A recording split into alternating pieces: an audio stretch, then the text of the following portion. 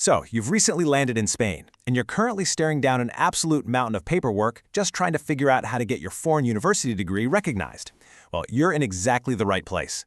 Look, navigating Spanish bureaucracy, it can honestly feel like learning a completely new language, but today, we're cutting right through all that noise. I'm going to give you a purely practical, absolutely no-nonsense guide to validating your degree under Royal Decree 889/2022. No heavy theory, no detours, just the exact practical steps you've got to take to unlock your professional life here in Spain. Let's get right into it. To keep things simple, we're breaking this intimidating process into 5 manageable chunks. First, the 2 main pathways. Second, the document checklist. Third, the step-by-step guide. Fourth, fees, timelines, and realities. And finally, the final official guidance. Starting off with Section 1, the 2 main pathways, choosing your route before you start. Okay, so this right here is your very first fork in the road. And honestly, it's the most critical decision you'll make before you submit a single piece of paper. Spain basically has 2 entirely different concepts for validating degrees, and you absolutely need to know which one applies to you. On the left, we've got Homologación. Think of Homologación as an exact one-to-one match. It equates your foreign degree to a very specific official Spanish qualification. And this route, it's strictly mandatory if you want to work in a regulated profession. So we're talking doctors, nurses, lawyers, architects, engineers, teachers. Basically, if the law says you need a specific license to do the job, you need Homologación. Now, on the right side, we have Equivalencia. Equivalencia is a bit broader. It simply certifies your overall academic level, like a bachelor's degree, which is called a grado here, or a master's degree, known as a master. It doesn't tie your degree to one specific Spanish career title. And for general employment in non-regulated fields, this is completely sufficient. It also works if you're taking civil service exams that just require a degree level, or if you're trying to get into a postgraduate program. So, your immediate takeaway here is you have to figure out if your specific profession is regulated first. Now, I do need to point out one massive exception right off the bat. If you are a medical specialist, say a specialized surgeon or pediatrician, your foreign degree actually falls under a completely different set of rules handled directly by the Ministry of Health. You do not use the standard royal decree we're talking about today. So if that's you, you'll need to head straight over to the Ministry of Health specific guidelines. Moving on to Section 2, the document checklist, packing your bags for the application. All right, let's look at the exact toolkit you need to gather. I'm going to walk through this deliberately, because missing even one of these is going to stall your entire application. First up, you need your original diploma, but it has to be legalized. For most countries, this means getting an apostille, that's an apostille stamp under the Hague Convention. Now, if your degree is from an EU, EEA, or Swiss institution, you're actually exempt from this step, which is great, but it is strictly required for post-Brexit UK documents and Ukrainian documents. Second, you need your official academic transcript. This has to show all your subjects, your ECTS credits, and your exact grades. Third, if your original documents aren't in Spanish, you have to provide a translation done by a traductor jurado. That's an official, state-certified sworn translator here in Spain. Regular translations just will not be accepted. Fourth, you'll need your ID, so your passport or your Spanish TIE card.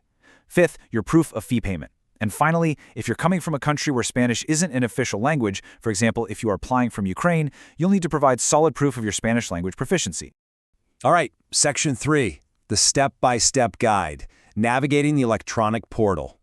So, the absolute best news I can give you today is that this whole procedure is 100% online. No standing in long lines at government offices, no booking, impossible in-person appointments. It is totally digital and permanently open. Here's how it flows logically. Step 1, prep. Start at the official Validite portal to double-check the requirements for your specific country and get your apostilla and traductor jurado sorted out. Step 2, pay. You've got to pay the government fee using tax form Modelo 790, specifically code 107. Step 3, access. Log into the Sede Electronica, that's the ministry's electronic office, at universites.sede.gov.es. Just note, you'll need a Spanish digital certificate or the CLAV system to actually get in. Step 4, submit. Choose either your Homologación o Equivalencia path, fill out the digital form, and upload those perfectly prepared PDF scans. Step 5, save. The second you hit submit, immediately download your resguardo to presentation. That's your official submission receipt and your actual legal proof that your file is in the system. And finally, Step 6, track. You can log back into that Sede Electronica at any time to check the status of your case. Next up, Section 4, fees, timelines, and realities, the tolls and the wait. Let's talk money first. The cost is exactly €166.50. That's the official fee you have to pay before submitting your application online. As I mentioned, you pay this using the specific tax document, Modelo 790-107. You can do it right there online through the portal if you have a Spanish bank account, or you can literally print it and take it to a collaborating bank in Spain to pay in person. One quick tip, though. If someone else is paying this for you, your full name absolutely must be listed in the payment reference. Don't forget that.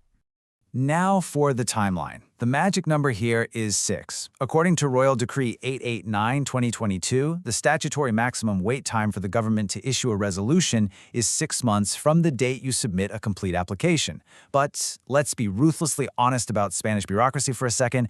In practice, delays well beyond 6 months are incredibly common. It's just a well-known reality of this specific procedure. So legally, expect a 6-month wait, but mentally, definitely prepare for it to take a bit longer. And that brings us to a somewhat intimidating Spanish legal term you really need to understand if you hit that 6-month mark: silencio administrativo negativo. Literally, it translates to negative administrative silence. What it means is that if those 6 months pass without a single decision or notification from the ministry, your application is legally presumed to be denied by silence. Now hold on, don't panic. This does not mean your degree is actually invalid. It's actually a legal mechanism designed to protect you. By officially considering it a presumed refusal, the law opens up the path for you to formally appeal the non-decision and push your case forward through the courts or higher administrative channels. It's basically a procedural safety valve. And finally, Section 5, Final Official Guidance, the destination. Before we wrap up, I have to emphasize that everything we've covered today is informational guidance only. It's meant to help you navigate the structure of Royal Decree 889/2022, but it is not formal legal advice. Your specific university, your country of origin, your exact degree, they all might have unique little quirks. Because of that, you absolutely must verify your individual case with the official source, which is the Ministry of Science, Innovation, and Universities. Check their Validitate portal and the Sede Electronica. They are the ultimate binding authority here. So with this roadmap laid out in front of you and that online portal just waiting for your application, which pathway are you going to choose to unlock your career in Spain today? That was a quick overview. On our website you'll find step-by-step guides to many procedures: the Padrón, the health card, the NIE, the TIE, legalization, and more. The link is in the description.